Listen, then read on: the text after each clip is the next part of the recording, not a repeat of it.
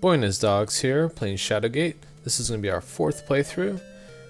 Last time we got killed by a goblin, so let's see if we can avoid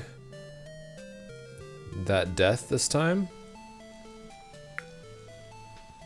So once we entered the castle, a goblin appears. Let's punch it. A look of surprise flits across the goblin's face as you throw a haymaker at its jaw. With a sickening crack, the goblin goes down like a sack of potatoes. You shake your hand and mutter in satisfaction. Didn't see that one coming, did you? Alright.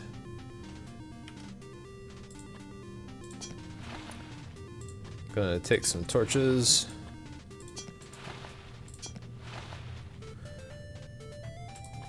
Let's take a look at this thing over here. Despite its age, the suit of armor retains a high gloss as if someone has been polishing it. The structure of this suit of armor indicates that it was made for a female warrior. This particular suit of armor looks like those favored by the riders of Fell Reach. Despite its age, the suit of armor retains a high... Okay, starting to repeat text. Let's take a look up here. Far above your head, a blue mass of energy pulses, perhaps powering something within the castle. This tattered rug runs the length of the chamber. It's in need of a good cleaning. The unconscious goblin lies prostrate on the floor. Can we just go ahead and kill this goblin? Let's see if it'll let us. You deliver the coup de grace to the unconscious goblin, ending its life. Good. You pat down the goblin but fail to find anything of value. Alright. Let's open the door over here. With a grunt, you pull the door open. A musty smell wafts sorry, out from this opening. Yeah, let's go in. Sounds pleasant. This library must contain thousands of ancient tomes, books, and manuscripts. A thick coating of dust covers everything. Alright, what do we got here? So lots of objects we can interact with. Let's take this book.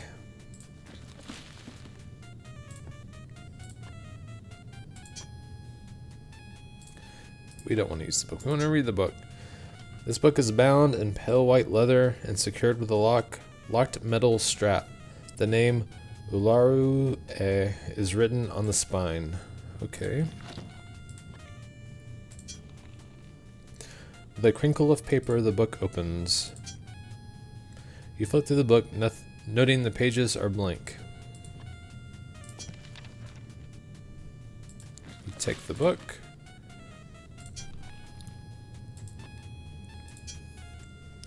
Although you struggle with the poor penmanship, you read on. I am honored to have been selected by Fandril to document the workings of the Circle. The newest initiate is a young man with an inquisitive nature.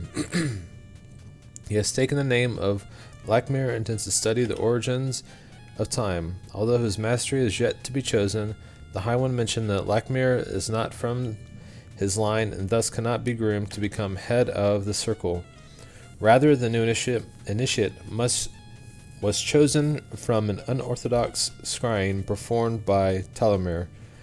I do not trust that one. He has an ambition and a hunger that does not sit well with a member of the Circle. Alright. You open the drawers of the desk, discovering a bottle filled with colored liquid. You place the bottle in your pack. Yeah, it looks like we can eat the bottle. Let's do it.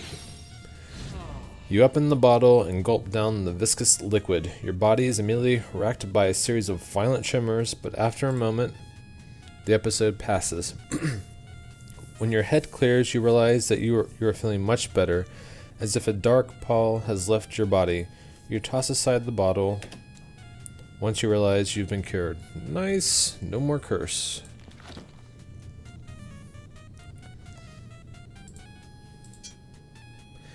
strange yellow glow fills this room, giving you a peaceful, easy feeling.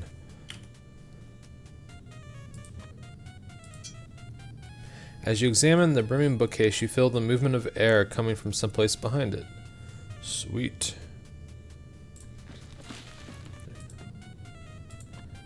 Got a locked book. Let's see if we can't use it. Nope. You know a scholar or two who would give anything for even a few moments for the ancient books to sit on these shelves.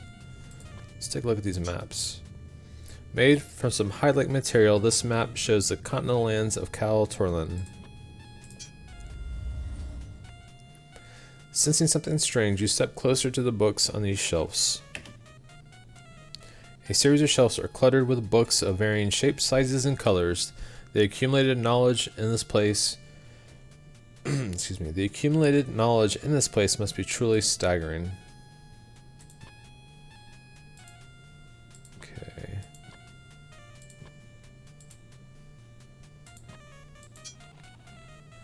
You thumb to a well-worn page, noting nothing humorous in it. The dirty skeleton with the glass eyes too big for its head just said, "Why, to grind your skin, of course." The girl shrank back from the menacing figure as a faraway voice called out ominously, "You have to get inside." Alright. Can we use our book here?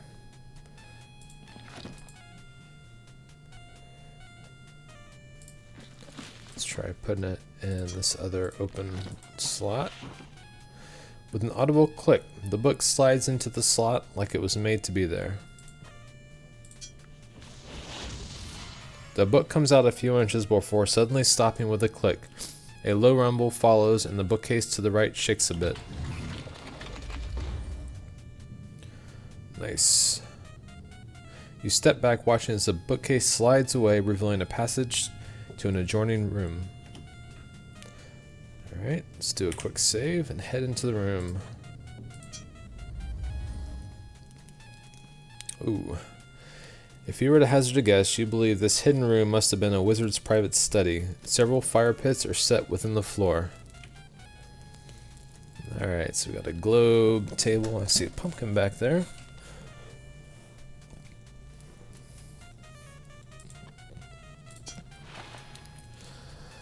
Alright. And I believe the pumpkins who have been scattered through this game is like a little add-on for Halloween, if I'm not mistaken. Alright.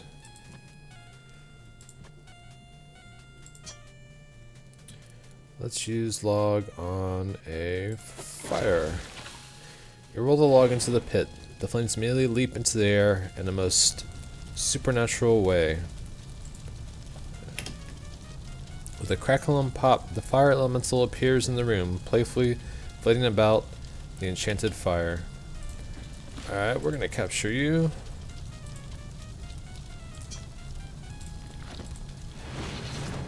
Grasping the silver orb in both hands, you advance on the fire elemental.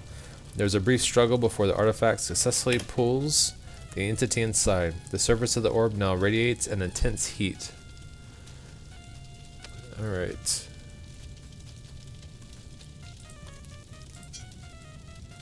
This brass globe has the raised outlines of land carved into it. The craftsmanship is uncanny. Alright. You pull with all your might, but the rune will not budge an inch from the floor. Perhaps it's enchanted in some way. Alright, we're gonna head back out. And let's go ahead and head back out.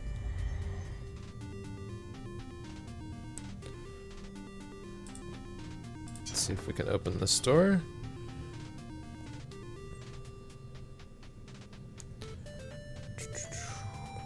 Let's see here. I never did click on these tapestries up here. Moths have gotten to this banner. Its edges are riddled with holes. I wonder if we can reach up there and burn them. The banner catches fire and is consumed in moments.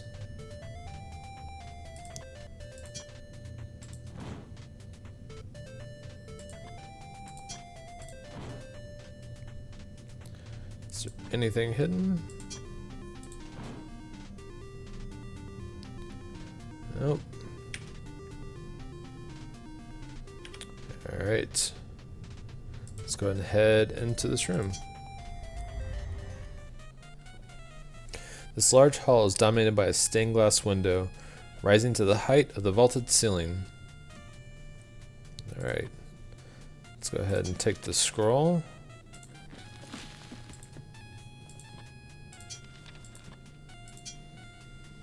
You read the hastily written note. Fandral, I have discovered a great weakness in our defense. Since we all have the mark, it is simply a matter of separating our heads from our shoulders. Then our remains can be used in the hidden approach, and the wards will be engaged, allowing those with the knowledge to travel the castle unopposed. One merely has to be within our walls for this to work. It is signed with 3 squiggly lines.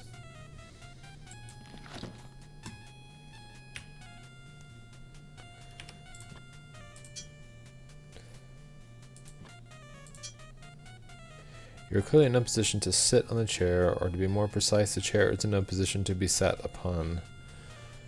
Alright. An impressive window dominates the far side of the hall. The stained glass depicts a number of robed figures, each reaching for some sort of conflagration in the heavens. An eerie glow highlights the action in the scene, almost making it come to life. Let's take a look at this area over here. Lining the far end of the banquet room, the massive fireplace sits cold and unused, gathering dust. Why don't we throw some chairs in there or something? Okay.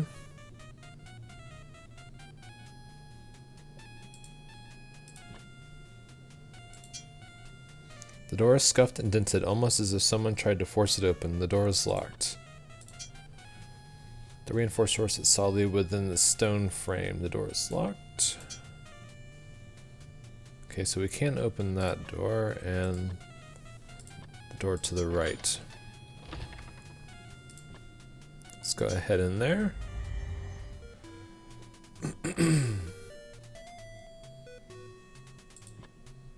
Go ahead and take some torches.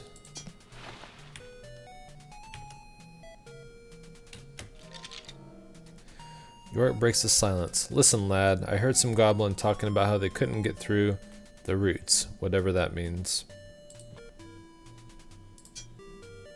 This large stone appears to have fallen from the ceiling. Alright, let's burn these cloths. There's got to be something hidden behind one of these eventually.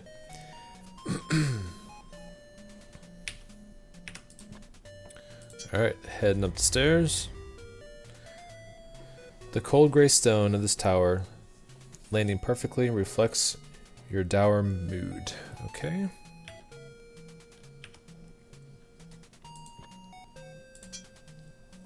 The swirling clouds and howling wind hint at the terrible strength of unnatural weather that surrounds the castle. You pull and tug at the door, but it appears to be locked from the other side. Up we go. Fog creeps down the stairs and past the bleak stone walls of this tower landing. Let's go and light a torch. Alright, see if we can't open this one. As you attempt to open the locked door, the muffled sound of laughter is heard from beyond. You know what? Let's speak to the door. Tricks or treats, you say in your loudest voice. You hear a faint voice behind the door say, in exasperation, at least you can try to dress up. Okay, well we do have a mask that we can wear.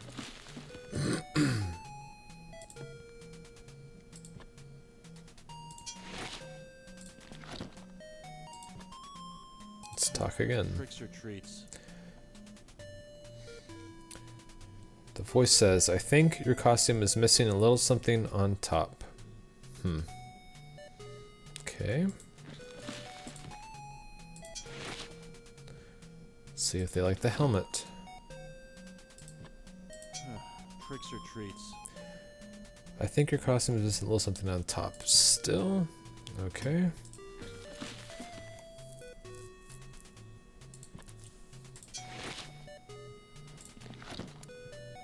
Alright, we're just gonna head upstairs for now. The winding stairs end abruptly in a stone wall. There sure is a lot of stone in this castle.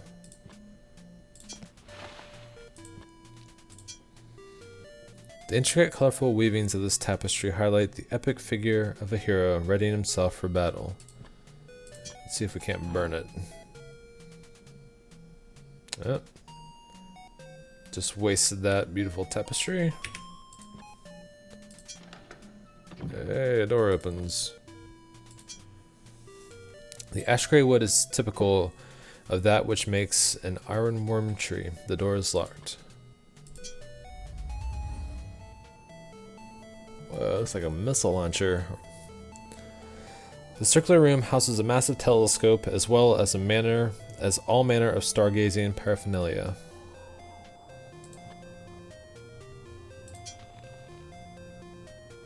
You open the book to an interesting entry. You read the handwritten entry on the page. I have noted several observations over the past fortnight. The stars have moved into an unheard of alignment. The unnamed hero, the hourglass depicting endless time, the broken sword of betrayal, the hooded figure of Thanos, the life stealer. All these constellations are out of season and positions, yet here they are chasing across the night skies. Unbelievable. This can only portend a time of terrible danger and upheaval. This entry is signed by astronomer Laurel. We'll just take that for safekeeping.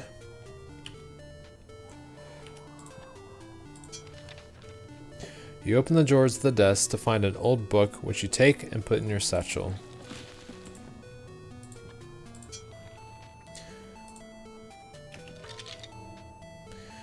You know what I'd like? Some gold. How about getting Yorick some gold? Yorick shouts. You begin reading near the top of the page. There I found the source of the strange and terrible visions. It called itself Behemoth, a being beyond understanding, and described its mission as a warder whose purpose is to guard. When I queried it, the being opened my mind to the terrors of fear, death, disease, and strife, and other things I could not name. These entities were real and ancient, and desired nothing more than to subjugate the races. Yeah, sounds like a nice group of people. This ornate wooden table is intricately carved with race patterns on its front panel. A star chart is affixed to the wall. You recognize some of the constellations: the pouring goblet of salvation and the broken sword of conquest. Let's go over to the telescope. You step in close and look through the telescope. This bright northern star represents Erdelos, the mythical eagle that brings the morning sun each and every day. You seem to remember that this particular star is named after Aquadrix, the mythical god of water of the ancient Titan race. The Magi and fortune tellers call this twinkling star the Watcher, or the all-seeing eye. The star is usually one of the first ones you see on the horizon in the winter months. It is called Thaumaturge, or more commonly known as the One Tree. This far and distant sun is called Pharos. It honors the fallen one from the skies that came to carve out the plains of fire in the southern lands. Okay.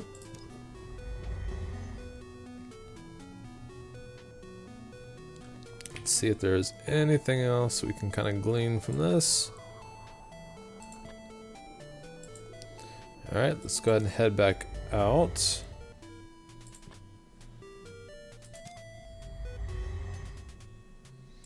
Let's see if we can't open these doors. Yeah, let's hit the door. As you knock on the door, you hear a faint voice ask, "Is that the best you can do at a costume? At least put something appropriate on your head that goes with the mask." Alright.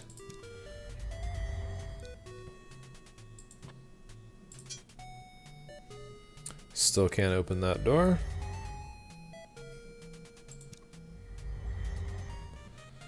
Alright, let's go into the center room.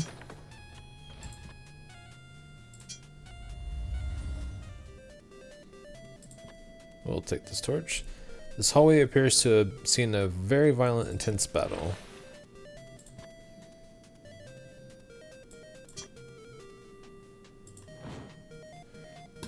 Alright. I like the music here in this hall. It's pretty cheerful for such a dark hallway. Alright, heading to the left. The castle's fortifications sit like an impenetrable wall against the relentless onslaught of the raging storm.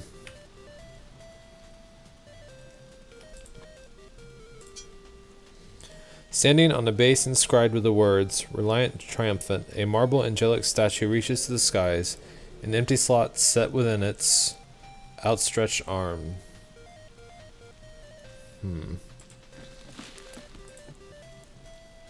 Maybe it wants a pumpkin?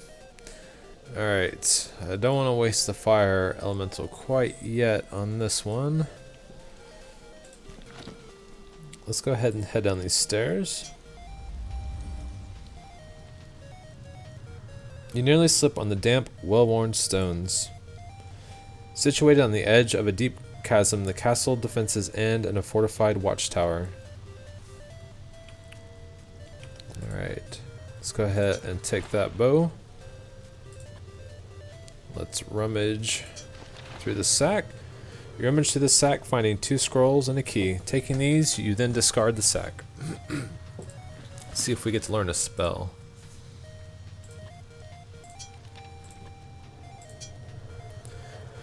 You are drawn to one particular passage. Follow the path that the ancients have hidden. To find the way beyond the wall of wisdom, one must follow the path that Eularus has trod.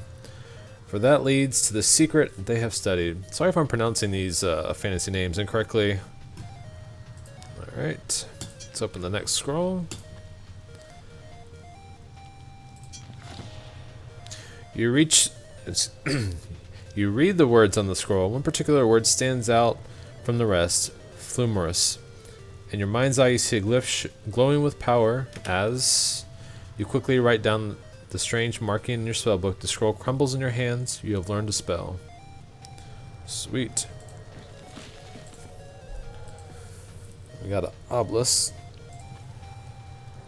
Choose our Invokan spell. Focusing your will on the stone obelisk, you whisper the words Invokan and unleash your spell. The ghostly figure of Lakmir forms from within the obelisk. In arrogance and pride, we thought we could prevent Talimar from turning to darkness. We have surely paid for these sins. But this matters not, simple soldier. What is done is done.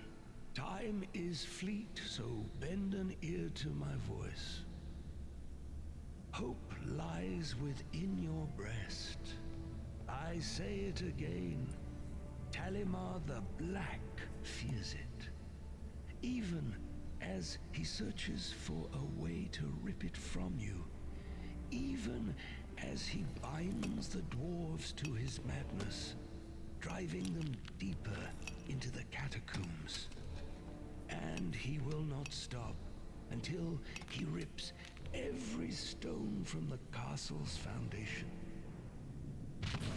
For Talimar believes that a great beast slumbers far below. Mayhap this is true, for I have uncovered much, yet know so little. Of this, however, I am certain. The Warlock Lord knows not of your heritage. This is our great advantage, our great hope. Seek the terrible skull door of Tor Drakan. What lies beyond its threshold is unknown, even to me. A great behemoth, an ancient evil, a source of power. Be wary, boy. Heed my words. Do what I cannot. Go where I cannot. Sure thing, Learn dude. the secrets of what Talimar seeks. Trust in what you find. The ghostly figure of Lakmir forms within the obelisk. Yep, we got that. The words "trust" and "what you find" bounce around in your head as Lakmir fades away to nothing.